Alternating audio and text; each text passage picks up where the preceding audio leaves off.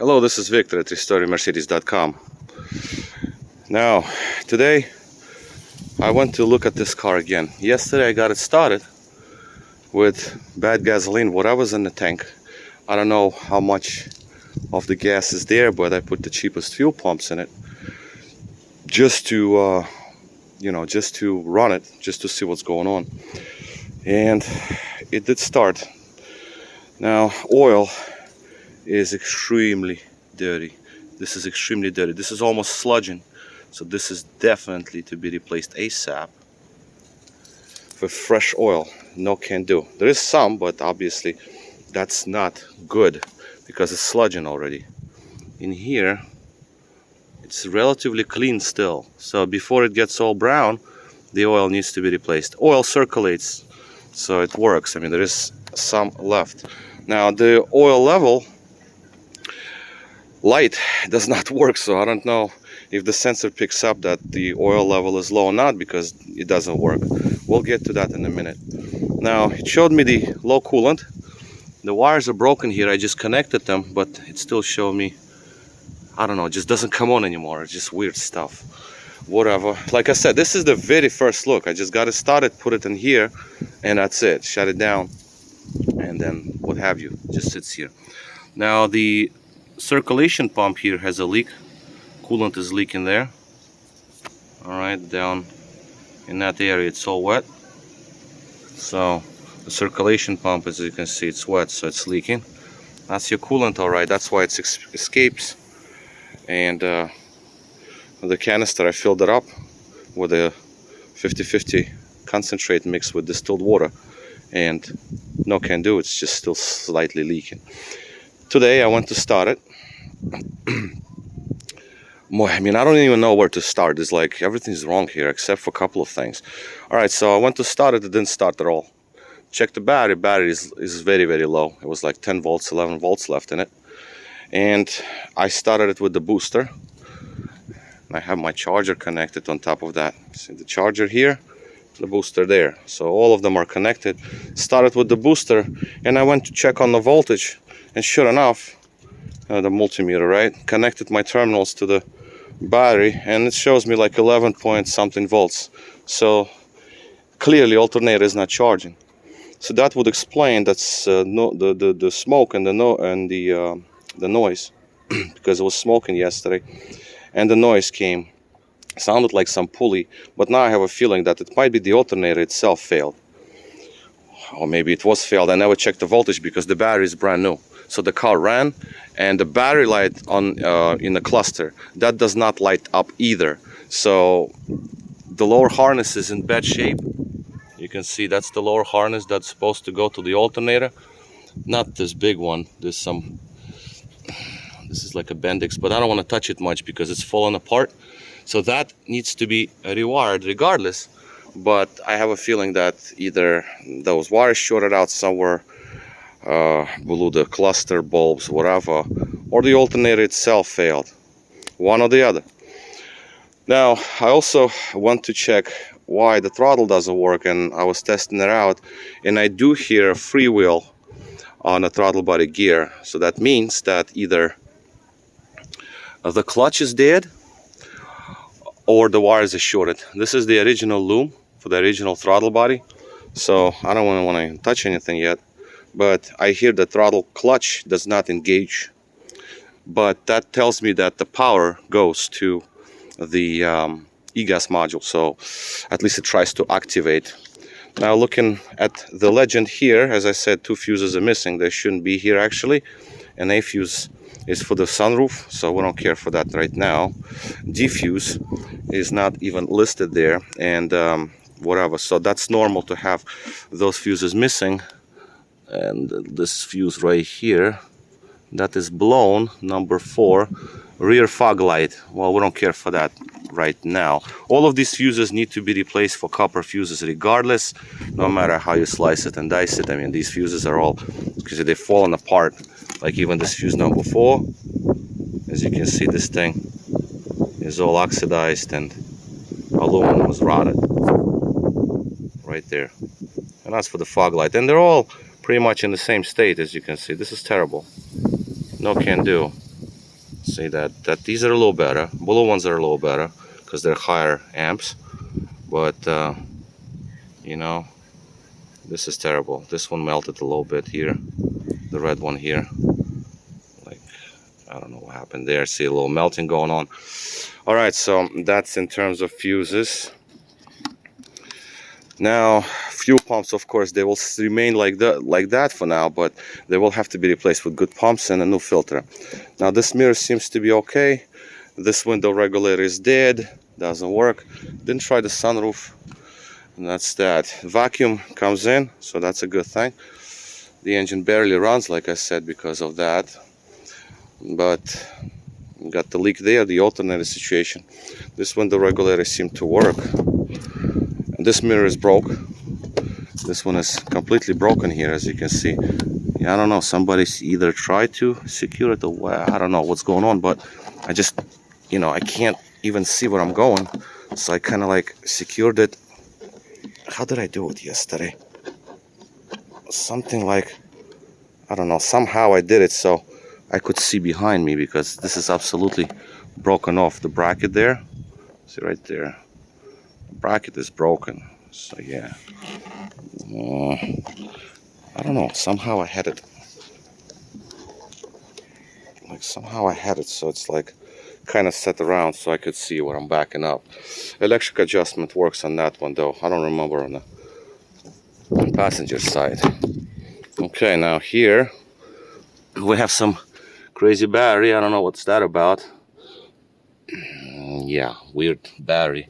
These are some old pumps with busted fuel line. Of course, it's the one that leaks.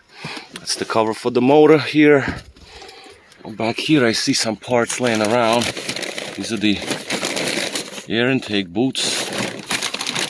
The cover for the front license plate, I think.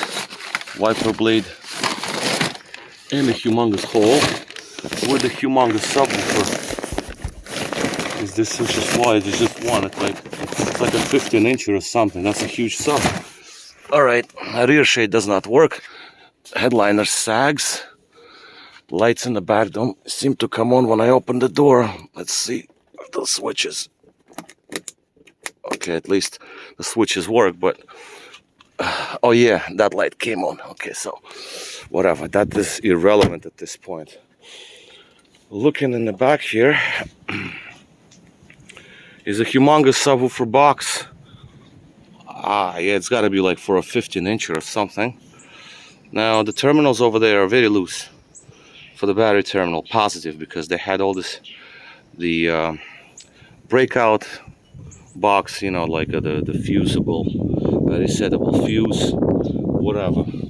So there is no access to the tank. So the fuel level gauge, I don't know what to do with that, because this subwoofer has to be dismantled, because the sender unit is behind the subwoofer. And as you saw the size of it, this is like a 15-incher. This thing weighs a ton. The antenna is broken. I don't know what's up with that. And this is the cover for the fuel pumps. Okay, and that's what's going on. European car came with the triangle. I don't know what's with the suspension yet. The brakes are obviously all rusted, so we have a problem there. Well, that's to be expected, of course. Now there is also this alarm light that keeps staying on, lit rather, because of these speakers. I don't know. It's a custom panel. They made custom panel here, whoever. So this panel has to come out to check for the regulator. What's going on with the regulator? Now with the instrument cluster, ASR and ABS bulbs were out. Okay, so I took the bulbs from others, put them in, and sure enough they stay lit because there's an error. This light does not even come on, the battery light. That's why I thought that something's wrong with the cluster, because it's obviously something is wrong with it, because this bulb used to come on. But whatever, like, I'm not touching that right now. So I took these bulbs and put them into the ABS and ASR slots, because there's no check engine light, European vehicle. When was it made even? I don't know when it was made. Where's this wind substitute? There's a wind substitute for it. Yeah, well, whatever. So long story short, and that is that. So if we start the engine now, idle is still low and the lights remain lit because throttle body doesn't work. That pulley noise is still there. I hear that. Okay. The radio came on, but only the speakers here played. The rear sub didn't play, but again, that doesn't matter. Without throttle body here, we have no acceleration. I do have oil pressure, so at least that's good. I think that needle came up some. For the gasoline? Yeah, okay, so that's a positive. Oh, look at that. The float.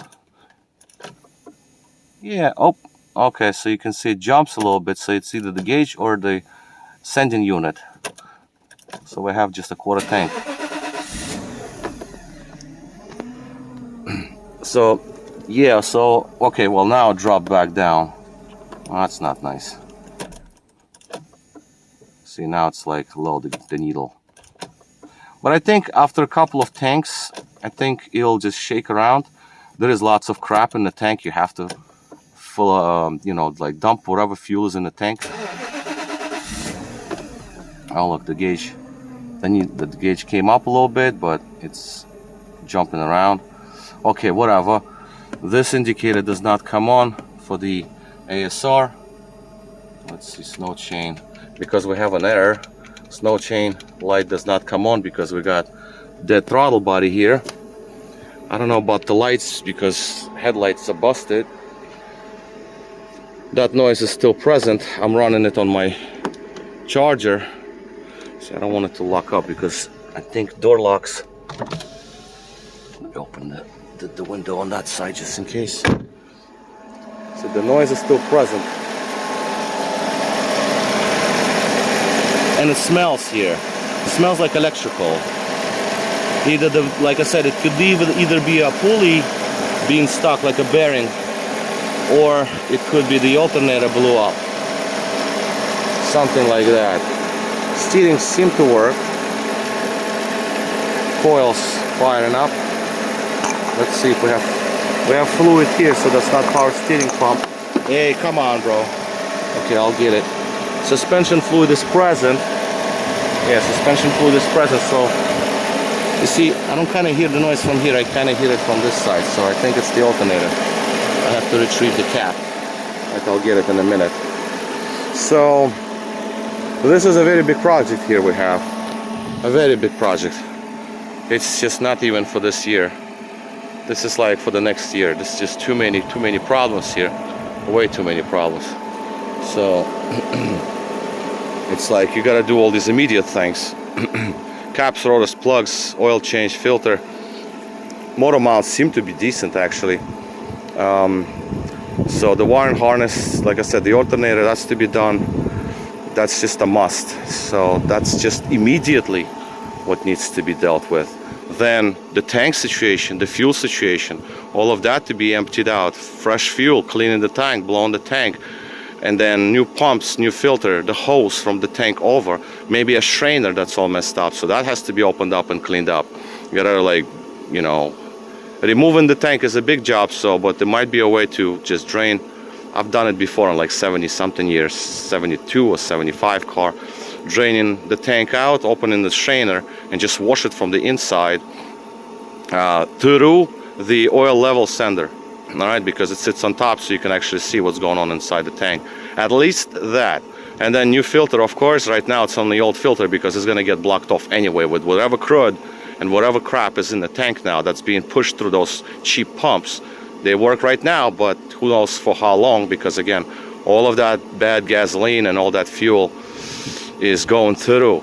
It smells out of the exhaust. I know it doesn't burn correctly. I don't even connect my computer. I don't know what's going on with the oxygen sensor or whatever. So that's a problem. You know what? Before we forget, let me retrieve that little whatchamacallit, the power steering reservoir cap. All right, so just retrieved the cap, so it's back in its place, and I had to shut the engine for that. So at this point, this is where we are. This is a project and a half here because we still don't know what's going on with the suspension, the hydraulics, the brake lines, of course, whatever, but it seems to stop, so I guess the brake lines are okay. We don't know about any kind of oil leaks and transmission shift. it seems like it's relatively dry down under, so that seems to be okay, I think, because it would have leaked out a lot by now. This one has an oil cooler. That's pretty cool. And fan clutch leaked out yesterday, I remember that. So the fan clutch is to be replaced regardless, because that thing is not engaging at all anymore. Right. So it's a tight car. I mean, this big engine in the W124 just takes a lot of space, and it's like kind of not as easy to work on as, let's say, even the V12 here, twin turbo. There is a little more room, right, to work around, whereas this one is packed in there pretty tightly, so it's not as simple. And again, once you touch one thing, another goes after another, and the seal here, silicone there, this is broken, this is that, this is this, you change that just because you're already there, you know, stuff like that. Obviously the belt, I don't know about the pulleys. You remove the belt, then you check. The belt is all old. You can see that it's cracking around. What is this, 25, 35? That's the length. So you check all them pulleys. I don't know anything about air conditioners, so obviously it doesn't work. Oh, the blower was stuck, and I put it on. It was like, it didn't spin at first, but then it started spinning with some screeching sounds and whatever, but at least it started. All right, so that's a good thing. Come on, come out, come out. This is your drains, right? This is your drains being dirty. So that's the one. The one in the middle, just at least that. We just put this back in for now. Again, because it's a big project. Not like it's impossible. It's just gonna cost a ton to do all these things. It's expensive, very expensive. And again, being a tight car, it takes longer to get things done here. But again, most immediate things. The alternator, of course, the lower harness, throttle body, an oil change, of course. This is just like by default to be done just like yesterday. And only after that, see how the rest of the vehicle... Oh yeah, well, I would also replace the fan clutch and the belt for that matter, because alternator comes out. So the belt, the fan clutch, because fan clutch comes out anyway. Then if there are any other pulleys are, you know, questionable, to be dealt with that. So that kind of stuff. Throttle body has to come out. You can't fix it in the C2, so it has to come out and be rebuilt. Got, you know, hopefully the e-gas module is alive. So then to get this thing to move around. Transmission fluid, I don't know if it's there or not. It did move, but again, if you have no proper idle speed or anything like that, it doesn't matter at this point. I mean, it did engage. Yeah, there's fluid in there. All right, so that's good. Engages a little slow in reverse, but it still engages. So okay, so this is like a comprehensive, more or less look. I'm not talking about accessories, the window regulator, the sunroof, music, whatever. I just kind of covered it a little bit, but not like it's an important thing right now. The charger fan kicked in, so it's outputting quite a lot of amps here. So that's that, because the battery is brand new and it still drained it completely. Tank, the cap, all of that. Ugh. The seal is non-existent, as you can see. The fuel filler cap, that is to be replaced because the seal is gone.